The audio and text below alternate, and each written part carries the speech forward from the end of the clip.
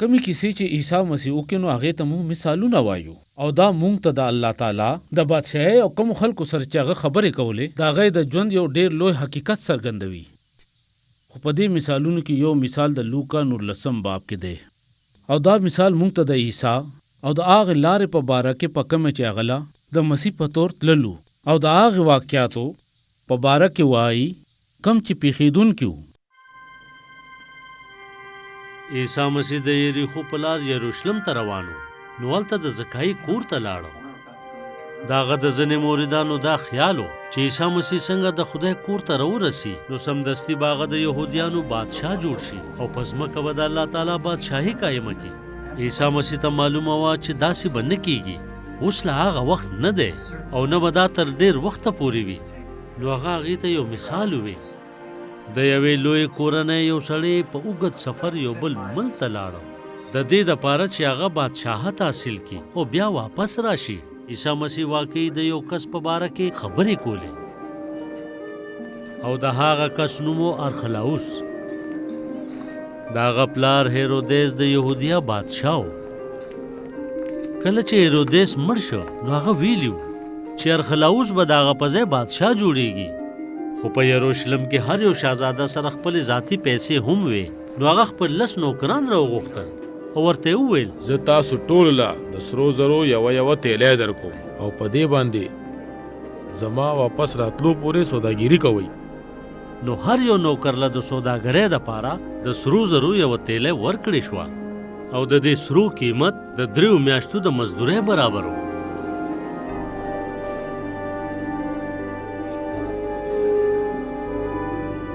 هیرودیس بادشاه ډیر په درناوي او رسمي طریقې سره خښ کړی شو. خو هغه یوه مسله هم پرېښوده. کله چې هیرودیس د خپل مرګ نه مخکې ارخلاوس غوره کړ نو هغه خپله وصیتنامه هم بدله کړه.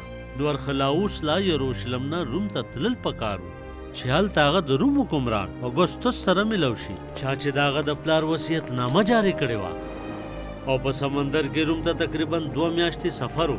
نو کله چې ارخلاوس لاړ نو بادشاهي خپل ورور فلیپ او د روم 2 وزیرانو ته حواله کړه.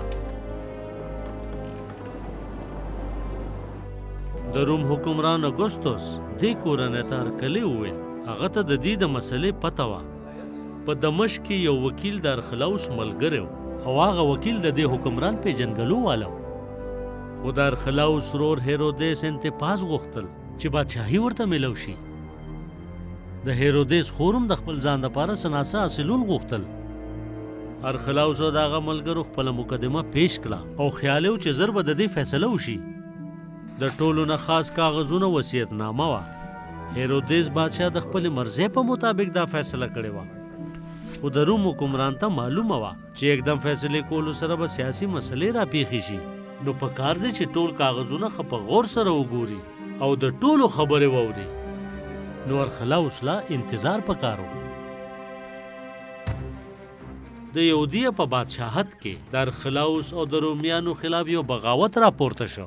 په ټول بادشاهت کې الګوله وه. په ګلیل، سامریا، یهودیه او دومیا کې ډیره ګډوډي پیدا شوه.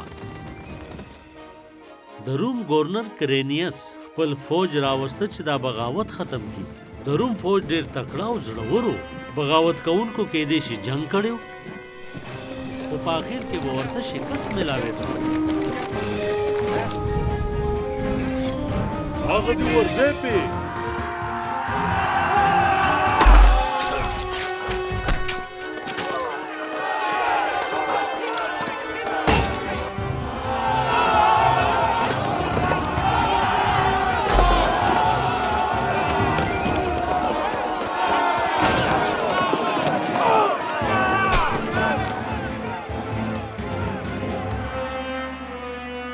ورځې تیرې دی او ارخلاوس په انتظار کې و. حکمران ویلیو چې سوچ سره به فیصله کوو. هفتې په میاشتو کې بدلې شوې خو د بادشاه نه هیڅ جواب میلو نه شو. ارخلاوس او د هغه ملګرو په روم کې نور هیڅ هم نشو کولی. بس صرف صبر او انتظار یې کولی شو. بیا د یروشلم نه یوه جرګه راغله. هغوی وویل موږ نه غواړو چې دا سړی زموږ پاچا جوړ شي. د یهودیا خلک د ارخلاوس قبلو لپاره تیار نه دي. د روم یو ګورنر چې د بل وطن دی هغه به قبول کړو خو دې نه قبلوو.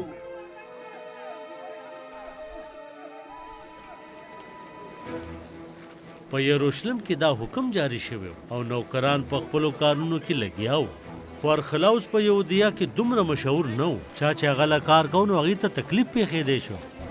د 3 میاشتو د مزدورۍ برابر پیسې د کاروبار دپاره کافي نه وې. نو یو خدا کېدی شو چې تجارت پې وکړي. د زیتون تیل، غنم او شراب هلته ملاوېدل. که چېرې نوکر دا د زمیندارو نه واخلي نو ښار ته یې د خرڅولو دپاره لیږلی شي. په دې کې به وخت لګي. خو داسې کولو دپاره ښه سوداګر پکار و. خو د پیژنګلو خلکو نه مدد اغستو سره په دې کې ښه ګټه وه.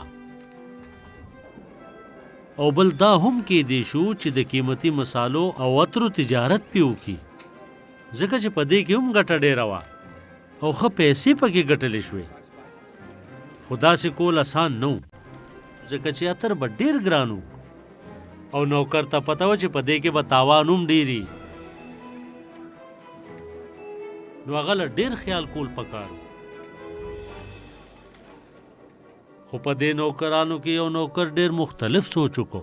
فرض کا چې ارخلاوس واپس را نشي او که هغه رام شي او ما نقصان کړی نو بیا به صحیح. زه ولې دا خطره والم؟ دا خو د پیسو مسله ده. نو بیا ښه دا ده چې زه دا پیسې ښخې کم. خو د دې دپاره هم د کار او سوچ ضرورت و. آیا داسې کول صحیح و؟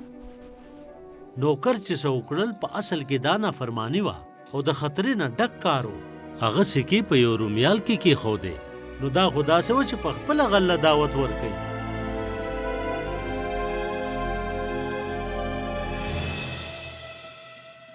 په روم کې اګوستوس آخرکار فیصله وکړه. هغه بادشاهي تقسیم کړه.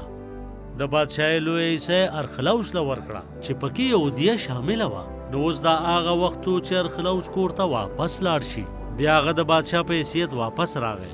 زما هغه نوکران روغ غواړئ. ښه نو تاسو ټول له ما د سرو زرو سکې درکړې وې. دا راته ووایي چې هغې څومره ګټه کړې ده. لومبې راغی او ویې ویل صاحبه ستا د سرو زرو سکو لس نورې ګټلې دي. شاباس ته ډېر ښه نوکر یې. تا په لږو کې خپل ځان دیانتدار ثابت کړو. د 10 ښارونو حاکم شه. بیا دویم راغی او ویې ویل صاحبه ستا د سرو زرو سکو 5 نورې ګټلې دي. ته هم د 5 ښارونو حاکم شه. بیا بل نوکر راغی او ویې ویل بادشاه دا ستا د سرو زرو سکې دي. دا ما په رومیال کې تړلې وې او سنبال کړې مې وې. زه ستا نه یېرېدم ځکه چې ته یو سخت سړی یې او هغه سړی به چې څه دې نی کرلې. ستا نه یېرېدم. ای بدتمیزه نوکره، زه به هم ستا په خوله تا سره انصاف وکړم. تا ته دا معلومه وه چې زه یو سخت سړی یم او هغه څه وسروم چې څه معنی ورکړي او څه چې مې نه کرلي هغه ریبم. نو بیا تا ولې زما د سرو زرو سکې صرافانو سره نه دیخي چې بیا ما واپس راتلو کې سره د سود اخیستی وې؟ دا د سرو زرو سکه د نه واخلئ او هغه ورکړئ چا سره چې لس دي. زر کوئ. اوس هغه کسان سزا له راولئ چا چې زه باچا کېدل نه غوښتم.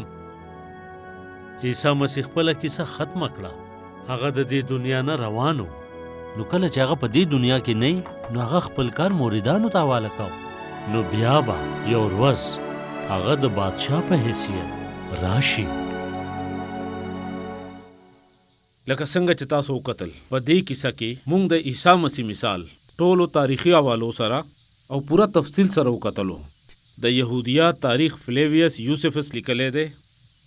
خو عیسی مسیح له ارخلاوس سره نسبت ورکول زموږ دپاره ډېره عجیبه خبره ده، ځکه چې موږ ته پته ده چې ارخلاوس بیا یو ښه بادشاه جوړ نه شو. خو زه پوهېږم چې عیسی ولې داسې وکړل.